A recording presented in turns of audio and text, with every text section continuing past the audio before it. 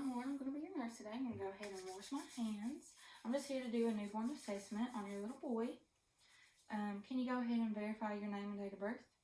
Just going to make sure everything matches. Okay, great. Okay, I'm going to go ahead and start with the temperature. I'm just going to check it in his ear. Okay, 98.7. That's great. Okay, I'm going to go ahead and listen to his lung sounds, his heart sounds, and his bowel sounds, if that's okay. And I'm going to go ahead and make sure you know that the normal respiratory rate for a newborn is 30 to 60, and then a heart rate is 110 to 160.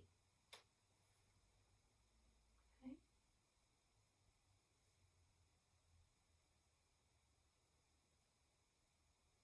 While I'm here, I'm going to listen to the apical heart rate for a full minute.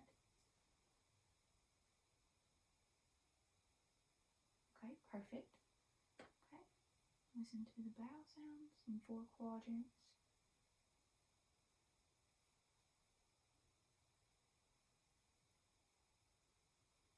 Okay, I'm going to go ahead and flip him over and listen to his breath sounds on the back.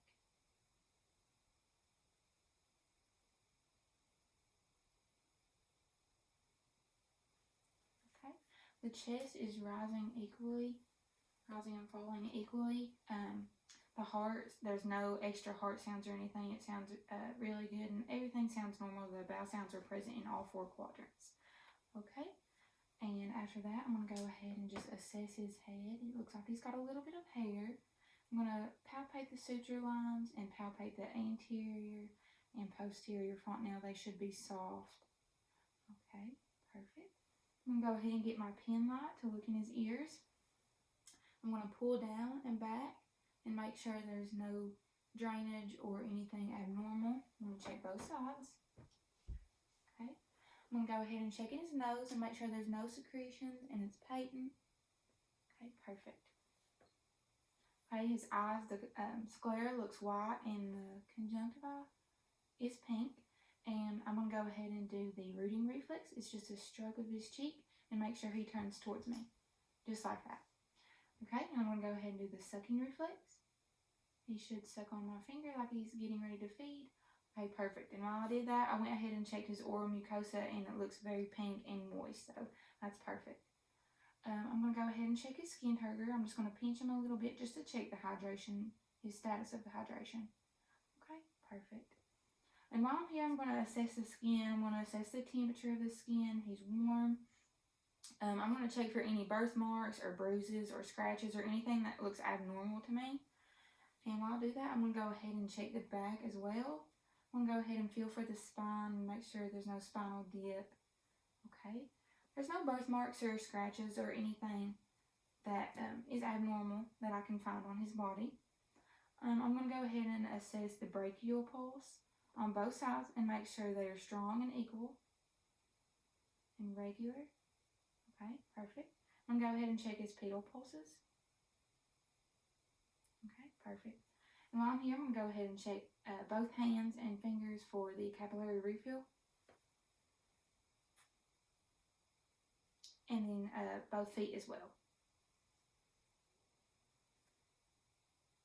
Okay, perfect. I'm going to go ahead and put some gloves on so I can check his under his diaper and everything. Is he bottle or breastfed? Breastfed? Okay. He needs to be fed about every 2 to 3 hours and make sure that he has 6 to 8 wet to dirty diapers a day. Okay. Has he had his first meconium stool yet? Okay, great. That needs to happen within the first 24 hours, so we always like to ask to make sure. Okay. I'm going to look at his abdomen. It looks flat. His umbilical cord is still attached. There's no redness or irritation or signs of infection around it. Make sure with his umbilical cord that he doesn't submerge him in any water until it falls off. It takes about a week. So no baths or anything like that until that falls off. Just make sure you wash him with a washcloth for a bath time at night or whenever you decide to do it. Okay, I'm going to assess his genitalia. Okay, it looks like he has been circumcised. There's no redness, there's no irritation or no signs of infection. No drainage. If there's anything that worries you, just make sure you notify one of us or your provider, whichever one makes you more comfortable. Okay. And then I'm going to go ahead and take my gloves off and wash my hands again. And I'm going to go ahead and assess some more of the reflexes. I'm going to assess the palmar reflex. I'm going to put my finger right underneath his fingers, and it should curl up just like that. And the feet as well, it's called the plantar reflex. It's the same thing. And then I'm going to do the Babinski. I'm just going to tickle his foot and make sure it curls up. Perfect. Okay. While I'm here, I forgot. I'm just going to go ahead and wash my hands again and take his diaper off. Put some gloves on, and I'm going to assess his femoral pulse. Make sure they're strong and regular. Okay, perfect. I'm going to go ahead and wash my hands again. Okay, there's one more reflex, but he's probably going to cry, and which is perfect, that's what we want, but I'm just going to go ahead and do some teaching with you. Is that okay? Okay. I don't have a bulb syringe with me, but we will bring one in. A bulb syringe is to get the secretions out of the baby's mouth and the nose, and whenever you're doing this, you want to decompress the bulb syringe and make sure you put it in the back, one side of the back of the cheek pocket.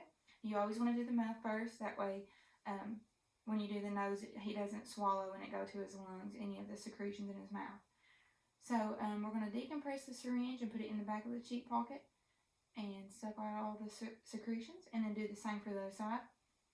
And then you can use a napkin as well as if you get any a lot of secretions. And then for the nose, we want to do the same thing.